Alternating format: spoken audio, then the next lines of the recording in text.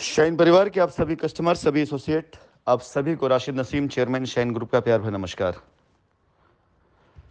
साथियों, 2 तारीख से लेकर के 6 तारीख के बीच में आप में से बहुत से कस्टमर्स ऐसे होंगे जिन्हें ये बात पता चल गई होगी या चली होगी कि 2 तारीख को साजिशन कंपनी और कंपनी कस्टमर के साथ में जो खेल खेला गया, जिसकी वजह से उच्च न्यायालय में जो हमारी तारीख लगी थी उसे एक दिन पहले ही किस तरह से कंफ्यूज किया गया शशि बालाजी को। और शशि बालाजी इसी उस पर कन्फ्यूज़न में, उन्हें लगा शायद हो सकता है कि हमारी फाइल 2 तारीख को टेकअप नहीं होगी या कोर्ट नहीं बैठेगी। ऐसी बहुत सी साजिशें थी। मैटर इस बात का नहीं कि उनसे कहा क्या गया, मैटर इस बात का भी नहीं कि उन्होंने समझा क्या। मैटर इस बात का है कि आखिर ऐसी हरकत करी क्यों गई। वो कौन लोग हैं जो इस प्रयास में लगे हुए हैं कि जब कस्टमर कंपनी दोनों एक प्लेटफॉर्म पर खड़े हैं, कंपनी अपना हलफनामा दे चुकी है, जिसे पहले नहीं बताया गया कस्टमर से कि हाँ, कंपनी हलफनामा दे चुकी है कि हम अपनी लायबिलिटी उतारना चाहते हैं, और बार बार हर तारीख पर नए नए आरोपों से कंपनी को नवाजा गया, जिससे बार बार तारीखें मिलती गईं। और उसके बाद जब बारी आई कि अब कंपनी और कस्टमर दोनों एक प्लेटफॉर्म पर खड़े होकर के आपसी समझौते के साथ अपने मामले का निदान करना चाहते हैं, तो अब साजिशें की जा रही इस तरह से कि तारीखें ना लगें या कस्टमर्स के बीच में एक लंबी दूरी और एक तनाव पैदा हो, कस्टमर अपनी उम्मीद छोड़ दे। ऐसी बहुत सी चीज़ें जो 2 तारीख को सामने आई, और ऐसे बहुत से चेहरे और नाम 2 तारीख को सामने आए जिन्हें देखने के बाद ये एहसास हुआ कि अगर इन सब के भरोसे हम काम करते रहेंगे तो हमें नहीं लगता है कि हम अपनी लायबिलिटी ख़त्म कर पाएंगे, कस्टमर अपनी लायबिलिटी ख़त्म कर पाएगा। आप सभी लोगों को मैं एक बात सूचित करना चाहूँगा।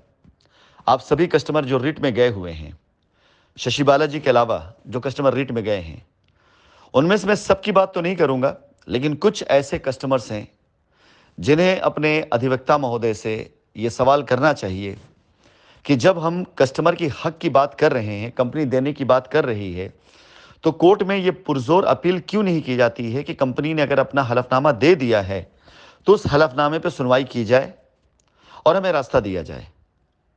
ये मेरा आप सभी लोगों से सवाल है। कंपनी तब तक नहीं बोल पाएगी जब तक कोर्ट के द्वारा कंपनी से सवाल नहीं किया जाएगा।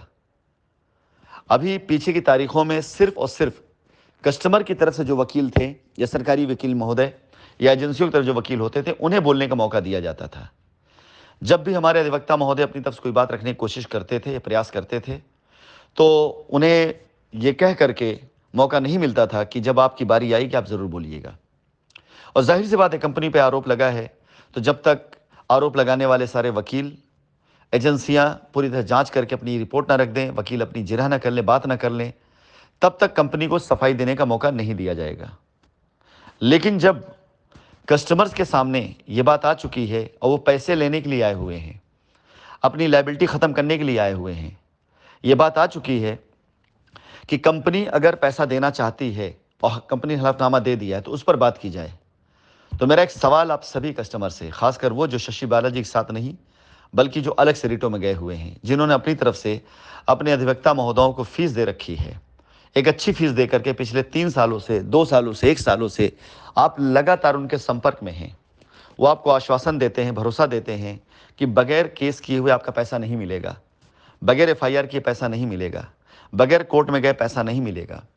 ये सारे के सारे लोग जब कोर्ट के अंदर कंपनी ने हलफनामा दिया तो आपसे क्यों नहीं बताते हैं कि हाँ, कंपनी हलफनामा दे चुकी है, अब हम इसके ऊपर बहस करने जा रहे हैं। 2 तारीख को जिस प्रकार से साजिशन शशि बालाजी को वहाँ से हटाया गया, उसके बाद उच्च न्यायालय में हमारी फाइल टेकअप होती है, और जब फाइल टेकअप होती है तो उस टाइम पर ईडी की तरफ से, ईडी के अधिवक्ता महोदय खड़े होकर के 27 जुलाई की तारीख लेते हैं। तो बाकी सारे के सारे अधिवक्ता महोदय कहाँ थे जो अपने कस्टमर्स के लिए कोर्ट में आए हुए हैं पैसे की मांग करने, ज़मीन की मांग करने या लायबिलिटी ख़त्म करने की मांग करने? वो लोग क्यों वहाँ पे चुप रहे?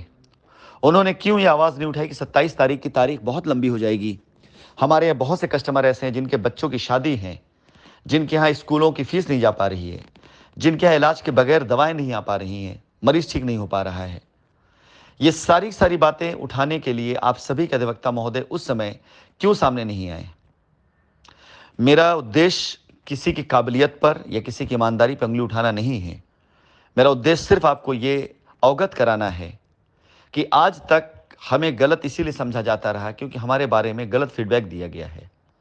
आज तक कंपनी को लोगों ने भगोड़ा इसीलिए साबित करने का प्रयास किया क्योंकि कंपनी अगर सामने आ जाएगी तो ऐसे न जाने कितनों के चेहरे से नकाब खिंच जाएंगे जो नहीं चाहते हैं कि कोर्ट में सुनवाई हो, कंपनी और कस्टमर एक हो, एक प्लेटफॉर्म पर आए।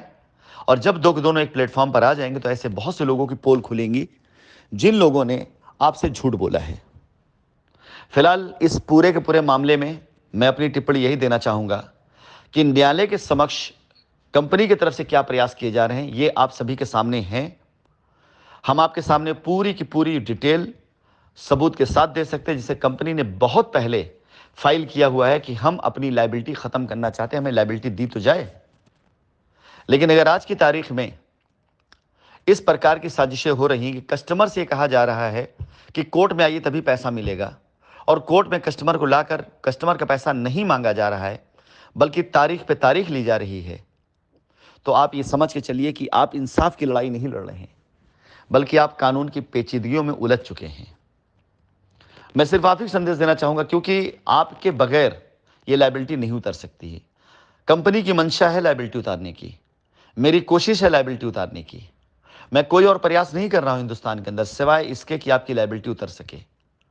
लेकिन अगर आपकी तरफ से इन प्रयासों में ऐसे रिएक्शंस कि पहले हमारी बेहतर कोशिश को शक की नज़र से देखा गया, हमारे पैसे देने की नीयत को गलत साबित किया गया, और आज एक बड़ी अजीब मजाक वाली बात समझ में सुनने में आई कि कुछ लोग ऐसे हैं जो ये कह रहे हैं कि जब तक कंपनी के सीएमडी नहीं आएंगे तब तक पैसा नहीं मिलेगा।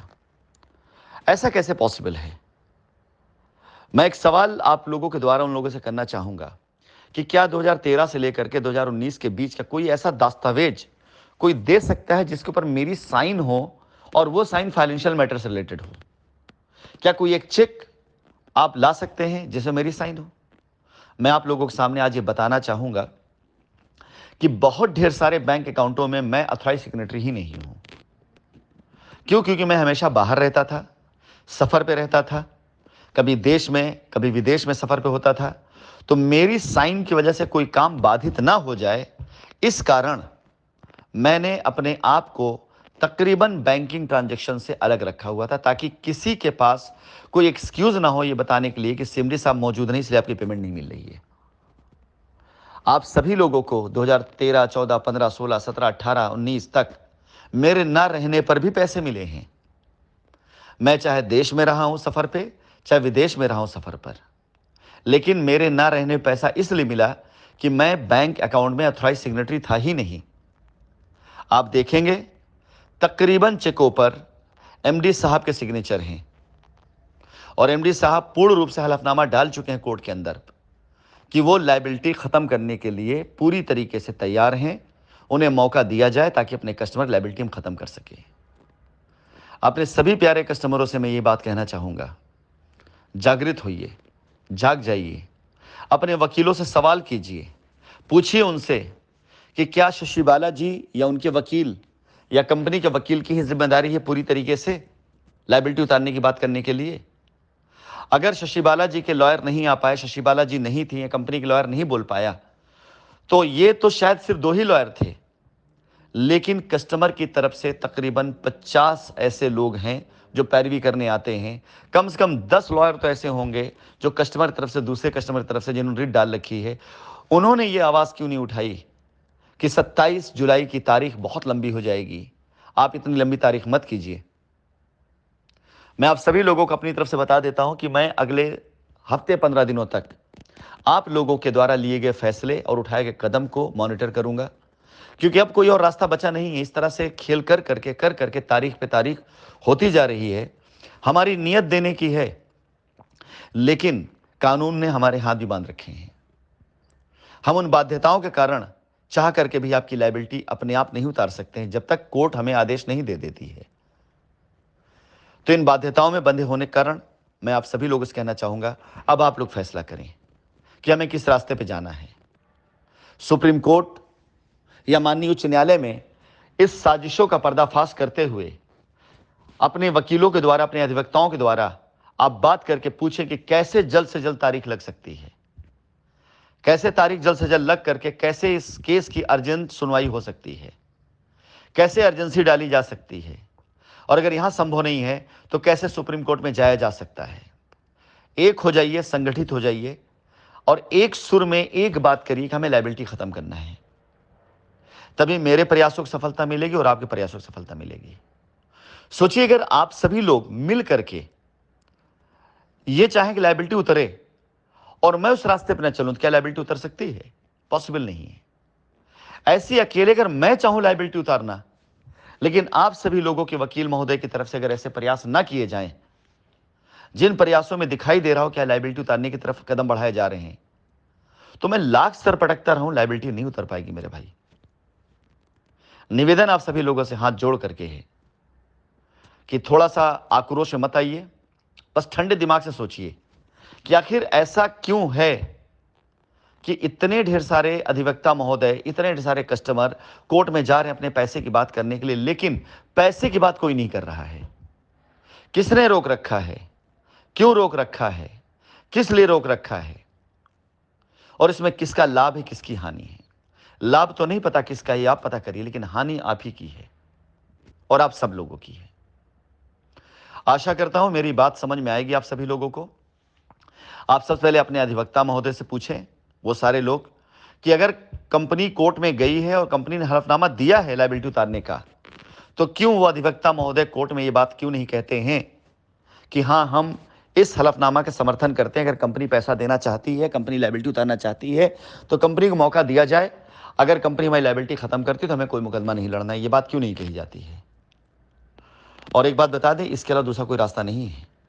ना कंपनी कोर्ट से भाग सकती है और ना अब आप कोर्ट से बाहर जा सकते हैं। तो बेहतर ये होगा कि हम सब मिल करके एक लाइन पर चलें और लायबिलिटी खत्म करने के लिए शशि बालाजी का हाथ मजबूत करें, कंपनी का हाथ मजबूत करें, कस्टमर का हाथ मजबूत करें। ऐसे तत्वों का हाथ ना मजबूत करें जिन्होंने अपनी लायबिलिटी तो उतार ली है, जिन्होंने लायबिलिटी उतारी नहीं बल्कि कस्टमर का पैसा भी खा लिया है दबाकर, और अब वो नहीं चाहते हैं कि कंपनी और कस्टमर लौटकर वापस आए ताकि उनके पोल खुल जाएं।